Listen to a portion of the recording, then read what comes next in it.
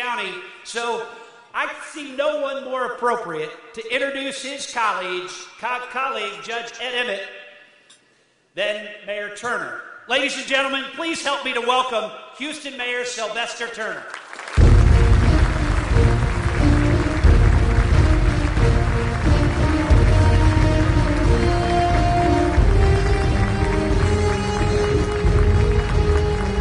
Thank you very much.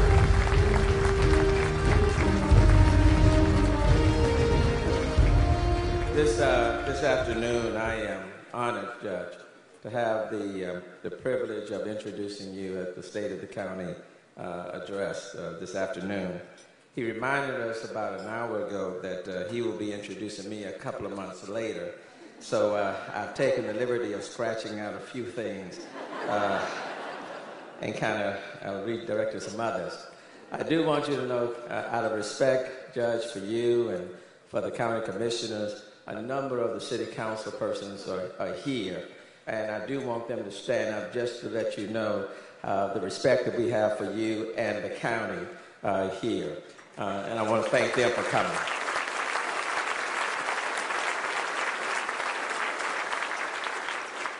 I have known and worked with Judge Emmett since he took office back in 2007. We just missed serving together in the state legislature as he served from 1979 to 1987.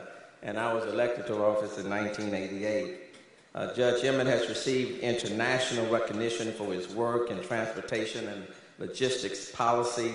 And in 1989, George H.W.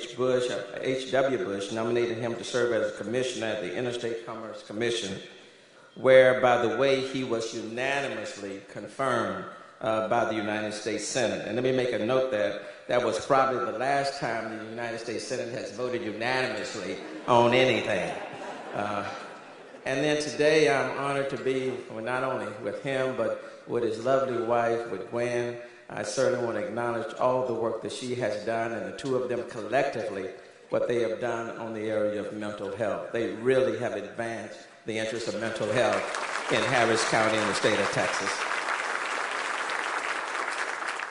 I've only been on the job for 32 days. But during the course of the campaign, I've learned already a great deal from the county. Harris County conducts most road repairs, Commissioner Cagle, on a 24-hour turnaround basis, which, by the way, I use quite often as an example while campaigning. I used this model in the last 30 days to enact the City of Houston's 24-hour pothole repair system. And since announcing this initiative, we've experienced more than a 1,000% increase in service requests, but our city crews are maintaining an impressive net business day repair rate of 96%. I got that idea, County Judge, from the county, and I thank you for that. I have great respect for Judge Emmett and look forward to continuing to work with him to find ways the city can partner with the county, such as we did with the Joint Processing Center, which is slated for completion in October 2017. In addition to the Joint Processing Center, we have partnered with Harris County on Kingwood Library and the Clear Lake Library. Harris County also participated with the city through an interlocal agreement in sharing costs related to construction of Dynamo Stadium. We have a long list of collaborations that is far too long for me to mention today. It is my hope that we can continue to build upon these successes to ensure a better quality of life that benefits both city and county taxpayers. County Judge Emmett is not only an asset to Harris County, he is an asset to the state of Texas. And quite frankly, the work that he has done in Harris County has set the tone and the pace for many of the ideas that they are using nationally. Houston may be the fourth largest city in the country, but it is our privilege to sit in one of the most dynamic counties in the country, under the most capable leadership of one of the best county judges you will ever find. And so, ladies and gentlemen, as the mayor of the city of Houston, representing 2.2 million people, it is my delight and my privilege to bring to the stage the county judge married to the Gwen, and that is County Judge Ed Emmett.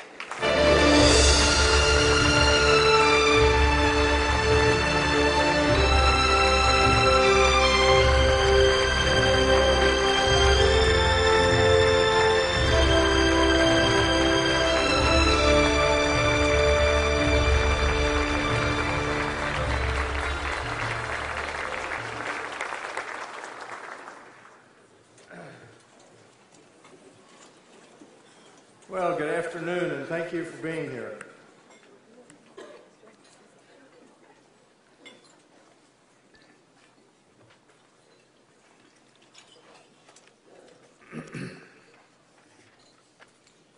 Mayor Turner, thank you for that kind introduction. You know, you and I come from an era that seems to have passed. We come from an era that stressed working together, even if we're from different political parties and maybe even different philosophies. You're the third Houston mayor with whom I have served, and I really look forward to working with you and accomplishing much together. So thank you for that introduction.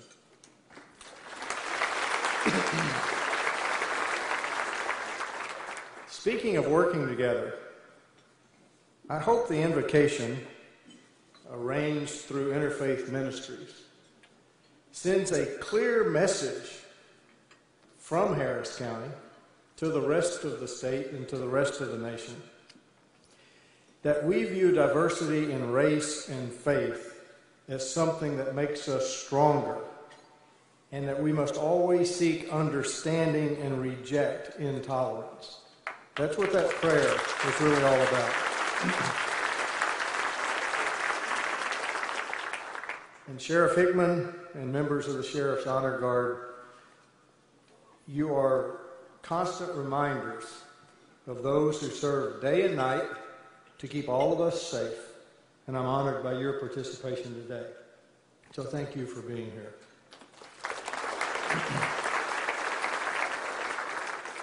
Now, as someone who my family will testify has real difficulty carrying a tune, I admire the singing of Nicholas Connors. But even more impressive is the poise of the younger generation. I can't imagine doing that at his age. So, Nicholas, thank you, wherever you are. Are you still here somewhere? Thank you for being here. Way back over there. And as you've heard, a special thanks to the very talented Bel Air Bells. I started to say, my speech says you might not be aware, but now you are aware that Gwen was indeed the colonel of the Bel Air Bells. But we have to put this in perspective. They were a military-style drum and bugle corps in those days, complete with plumed hat and riding crop. I'm just going to leave it at that. But since you've heard about Gwen, and of course she and I have been married now, like I said, almost 41 years, there was another Bel Air Belle at that time, a young lady by the name of Sherry Gerald. Now goes by Justice Sherry Raddick, wife of Commissioner Steve Raddick for almost 45 years. So see, the two of us kind of have people that keep us straight, coming from that background of the Bells. And I'd like to save my thanks for the Greater Houston Partnership and the League of Women Voters until the end of my speech, because it's going to be a little bit different. You know, 2 years ago, I was honored to be introduced at the State of the County by a colleague and friend of more than 35 years, Commissioner Alfranco Lee. A lot's been said about him here today and in the last month. But quite simply, I will miss him. Harris County will miss him. But I'm very thankful that Gene Locke is willing to serve as county commissioner to carry on the work of Commissioner Lee. So thank you, Gene, for accepting that.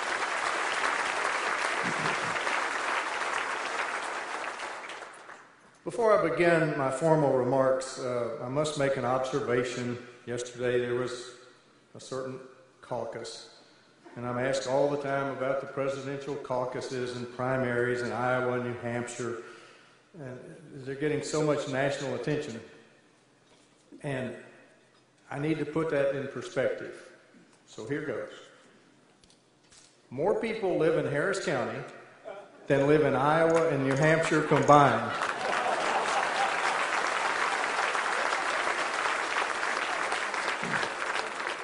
Just an observation.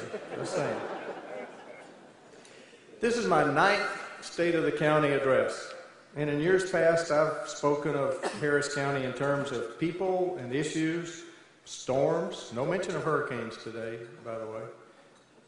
Today, instead, I will talk about Harris County government. Because we live in a world where too much rhetoric seems to say that government is inherently bad. I believe Harris County is an example of government working as it should. Any discussion of the state of the county has to start with finances. As we sit here this very moment, and for the coming year, the county's financial foundation is extremely solid, perhaps as solid as any local government anywhere in the nation.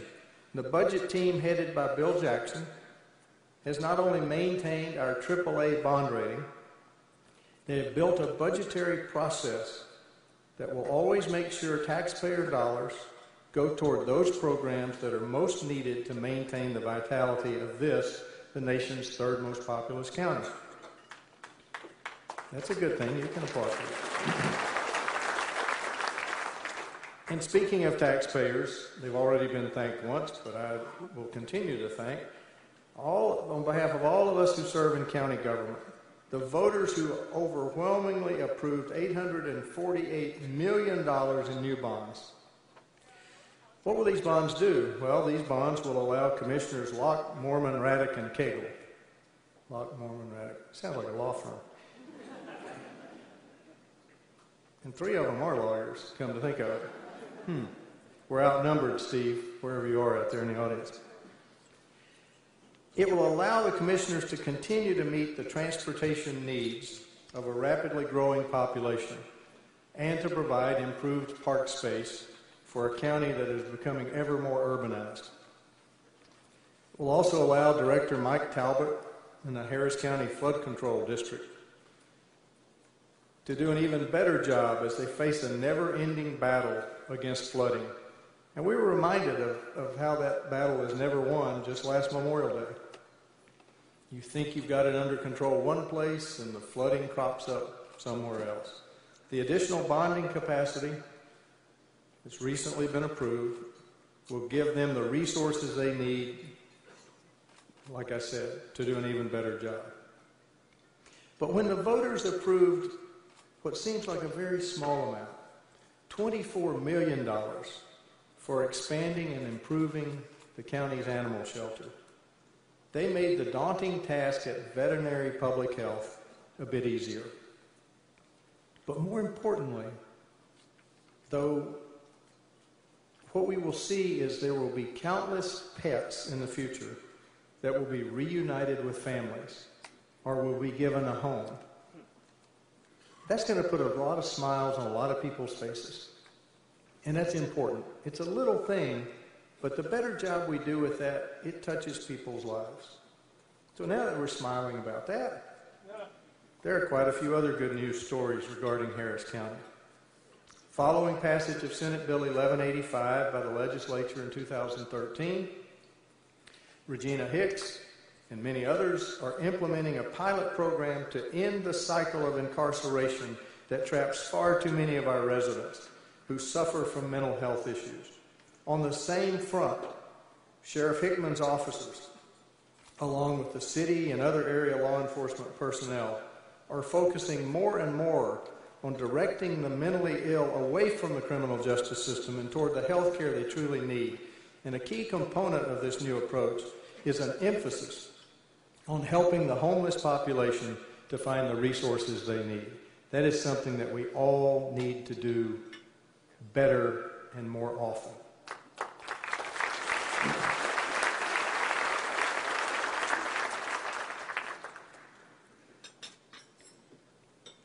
Now, I had a paragraph in here talking about the Joint Processing Center, but since that's been stolen from me, I will say it's a great example of city-county cooperation. It is exactly what the city and the county need to be doing together.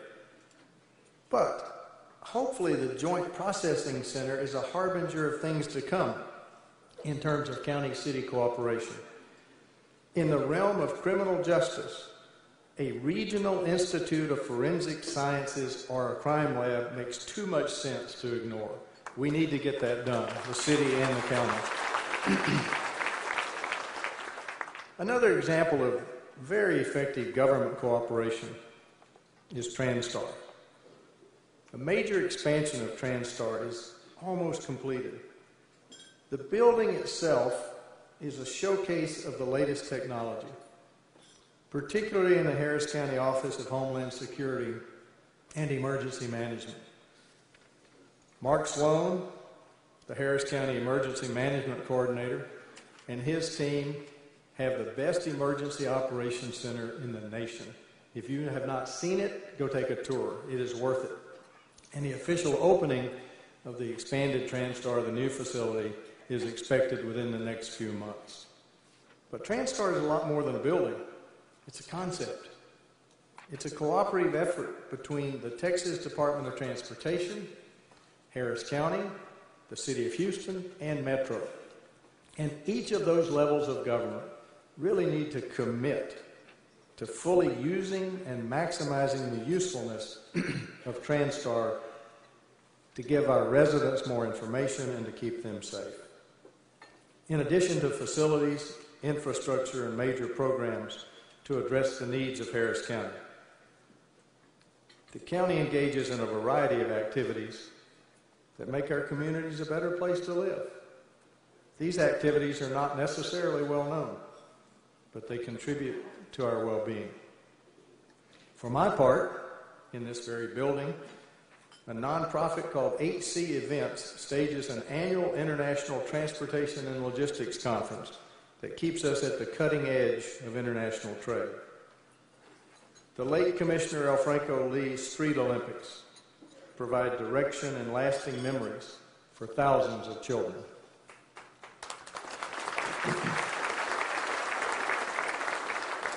Commissioner Moorman's Precinct Together gives the residents of Precinct 2 opportunities to engage in numerous events for education and enjoyment.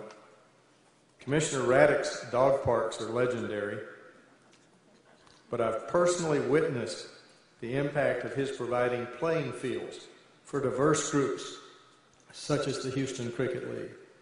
And just yesterday, I was with him when we visited one of his community centers, and people lined up to come say thank you for providing the opportunity for the exercise classes and the learning experience that they have there. And Commissioner Cagle's precinct not only features jewels like the Mercer Botanic Gardens, but he even provides Shakespeare in the Shade. And yes, I think he actually acts in it. It's worth going to. Yes, there's much more to Harris County than you might think. And Mayor, I confess that I growl over the fact that too many people focus on the city without understanding they live in the county too.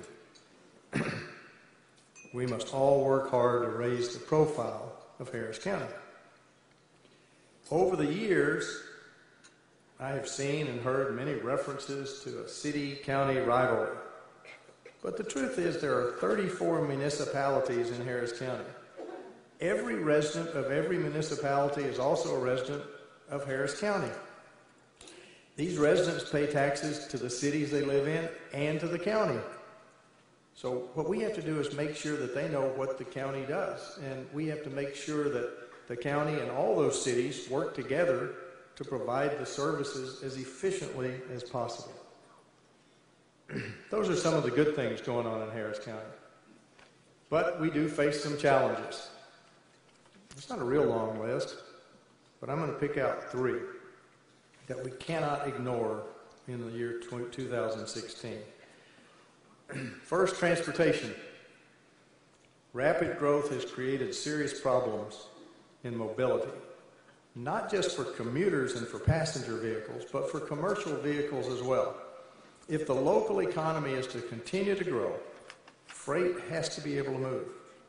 More and larger ships will not come to the Port of Houston if the freight can't be moved to its final destination efficiently.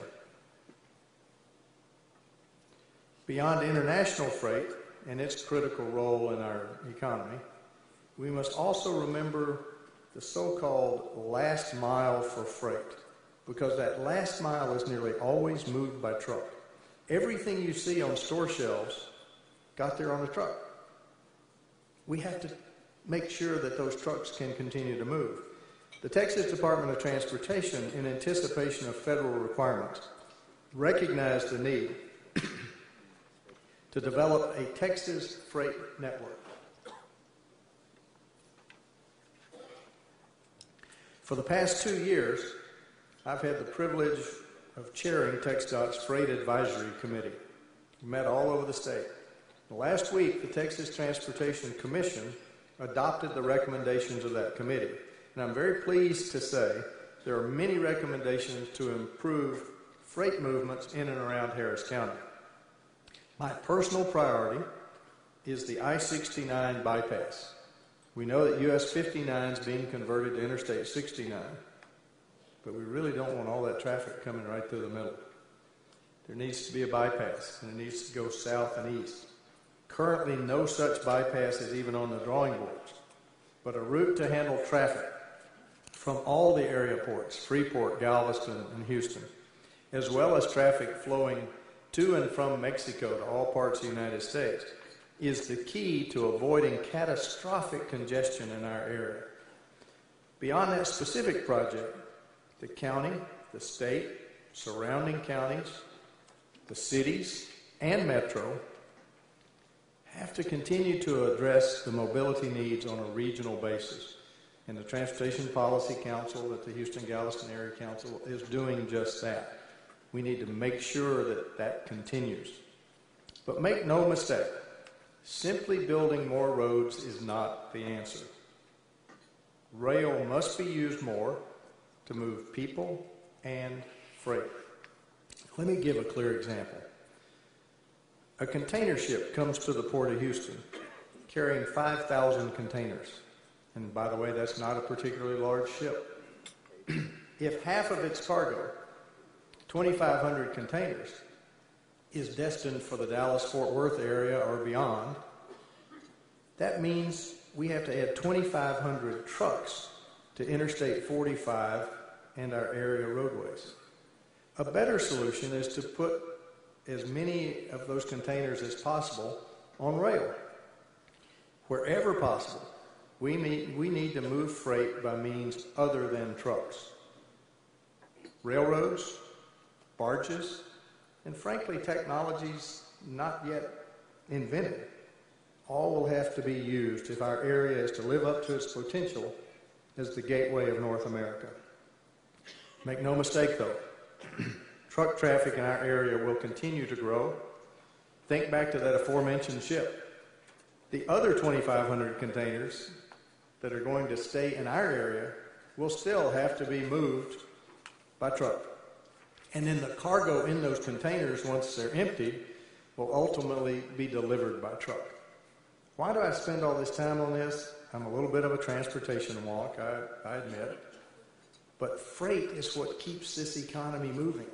And so we need to always think about the needs of freight transportation.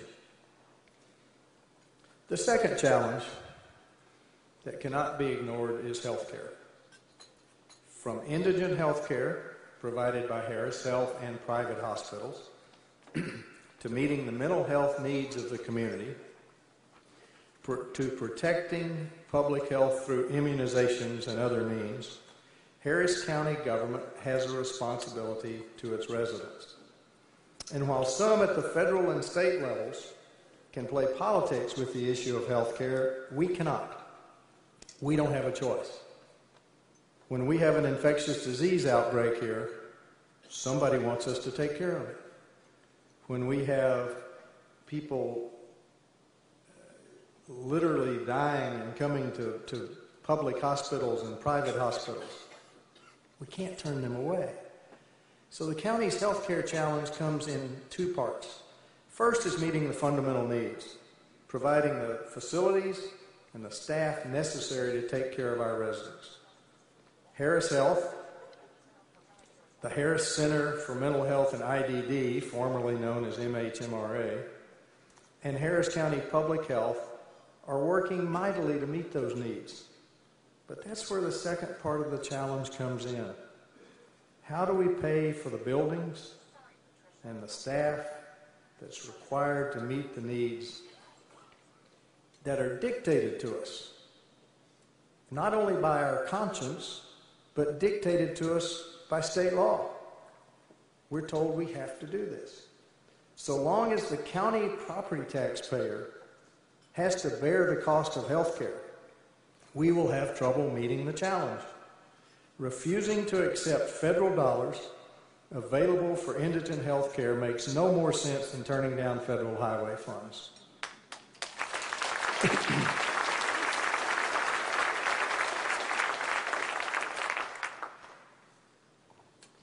When I served in the legislature, some of my colleagues were willing to reject federal highway funds because they didn't want the federal government mandating the use of seatbelts. Some of you are old enough to remember that. Not only was that stance ridiculous financially, it would have cost thousands of Texans their lives. And when I hear people on the radio or television say, well, it's my business whether I wear a seatbelt or not. When I was in the legislature, state was not anywhere near as big as it is now, and we were losing 5,000 to 6,000 people a year in automobile crashes. That number's down in the 3,000 to 4,000. Add that up over years, and you start realizing how important that seatbelt use was. And there was one person who personally convinced the legislature to mandate the use of seatbelts, and that person was Dr. Red Duke, a giant of our community who passed away last year. But he was one of those people that we might be sitting in a committee and arguing about things, and he would walk in the room and we'd go, yes, sir. Those who now reject federal dollars for health care are not only punishing individuals and families who need access to better care, they're increasing your property taxes by a huge amount. And we've got to start getting that message out. What we need is another Dr. Red Duke to bring reason to the issue of indigent health care, so that maybe we can see our way to be more efficient and to be more compassionate at the same time.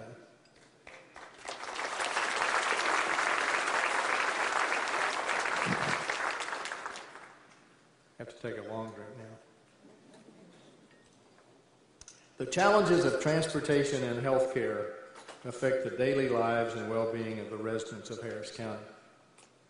The third challenge that must be addressed does not directly impact individuals in such a way, but it is a challenge that captures the attention, the anger, sometimes the imagination of many people, not only in Harris County, but around the world.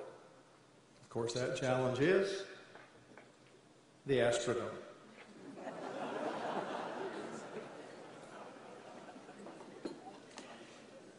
There is no question that the Astrodome is a unique building. The Houston chapter of the American Institute of Architects will honor the Astrodome later this month with its 50-year award for buildings of local significance. And everybody seems to have an opinion about the dome. I actually get emails on a fairly regular basis, usually right after somebody has been talking about it in some public venue. I'll never vote for you again if you don't tear down the dome. And I'm going, it's a building. You mean we can solve mental health, we can lower your taxes, we can build your highways, but if we don't tear down this one building, that's the one thing that drives you in life? It's a little strange. But I have this sort of nasty habit. If they put a phone number on it, I call them. And well over 90% go, well, first I didn't think you'd read the email. And then they go, well, I didn't know that. Oh, I didn't know that. Oh, I didn't know that. So let me share 6 facts with you about the Astrodome. And you can't ignore these facts. These are real. First, the dome is an iconic structure that is revered by a large majority. Number 2, the dome belongs to Harris County. Mayor Turner, I'm sure you're going to start getting emails about what to do with the dome. Just get ready for it. But it belongs to Harris County. It is fully paid for, and the current cost of upkeep is minimal. Minimal in government terms, $166,000 a year. I talked to a gentleman late last week who said, you got to tear it down, you're wasting money on it. I said, well, how much do you think it would cost to tear it down? Oh, I don't know, $15, $20 million. I said, well, based on that, the current cost of upkeep, we could keep it for over 100 years before we'd spend as much as you want to spend tearing it down. Oops. It's an inconvenient fact. 3, the dome is a building that is part of the larger NRG complex. It is structurally sound, but if we did a major repurposing, it would be beastly expensive, in the hundreds of millions of dollars.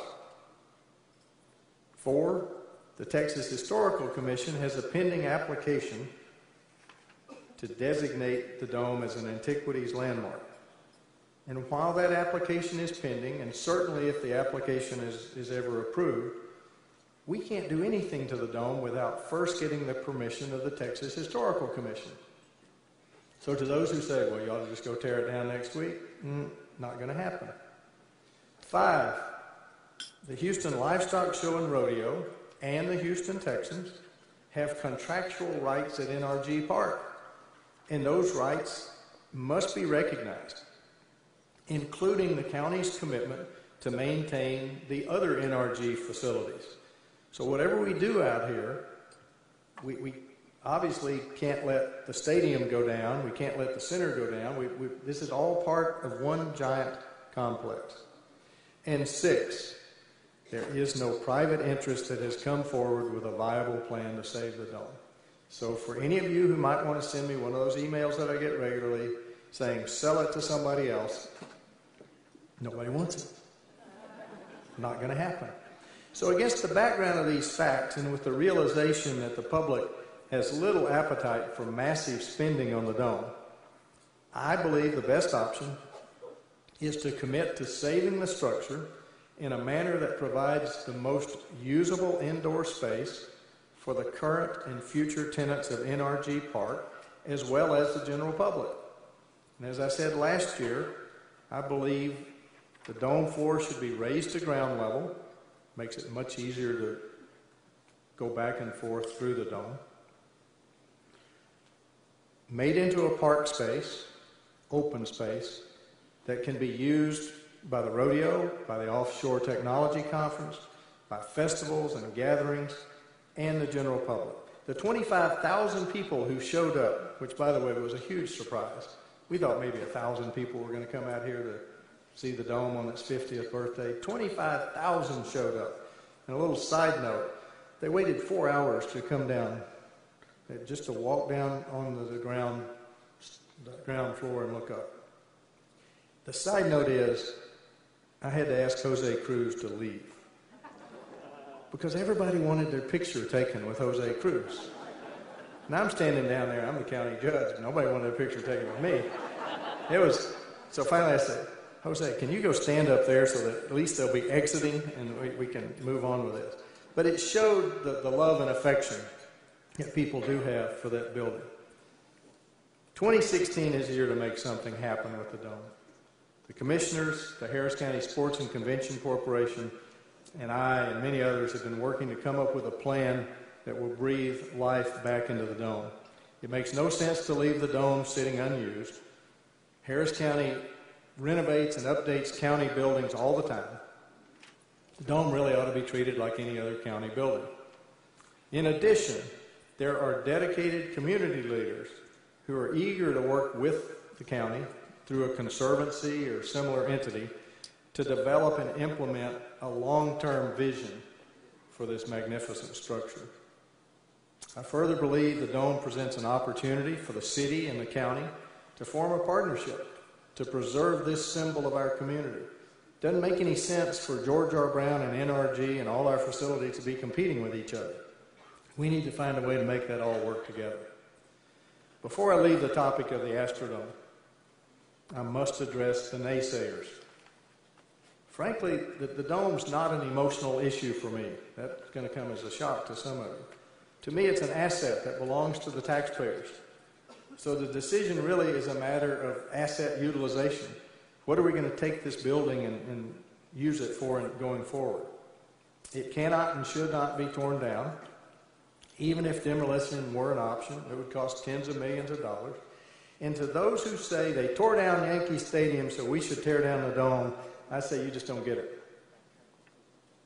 Yankee Stadium wasn't inside a building. And just a couple weeks ago in an interview with a national publication, I said, well, we are removing the stadium, but we're leaving the building that the stadium sat in and seeing what else we can put in that building to make it useful.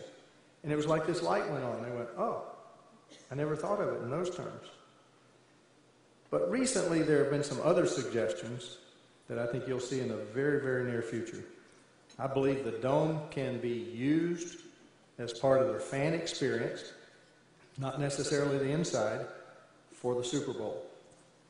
We've all seen various, shall I say, light shows and things like that that have been dramatic and inspirational.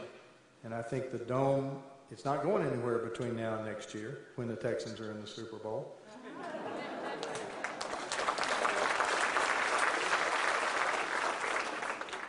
So let's make sure that we do something with it so it's not just sitting there, quote, in the way. As I prepared this year's speech, I knew from the beginning that Harris County government is in good shape financially and programmatically.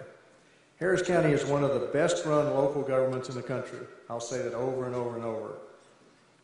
And it's that way because the commissioners' courts, before I arrived, made it so. And it's my primary goal to work with the current court to maintain that status and to pass that status on to future county judges and future county commissioners. That doesn't need to be done for the sake of those of us in political office, but for the taxpayers and the residents. Much of this speech is centered on cooperation. There's one more area of cooperation to discuss. I thank the Greater Houston Partnership and the League of Women Voters for providing this annual opportunity to talk to a lot of people. However, to make sure Harris County government remains strong, we need your help in other ways. There are some ideologues who view government through a lens shaped only by a political agenda. County government is an arm of the state. So I've become very, very concerned when state officials propose actions that will work to the detriment of the residents of Harris County. So I ask you as individuals, as employers, as members of various organizations, to engage those who would weaken the strong foundation that has been built in Harris County. When someone says Harris County has a spending problem, remind them of our AAA bond rating and the fact that we already have low tax rates. Or perhaps you can ask them where we should cut spending: criminal justice, health care, flood control, or transportation. You will get a blank stare. Because it's a nice thing to say, it's good rhetoric to say, well, Harris County spends too much money. We really don't. We're in good shape financially for a reason.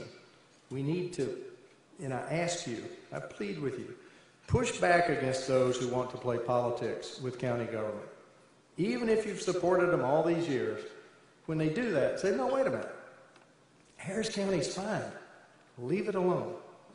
Because if they're truly concerned about the taxpayers, they will work with business and civic organizations to design a modern tax system for urban counties, a tax system that does not merely rely on the property tax.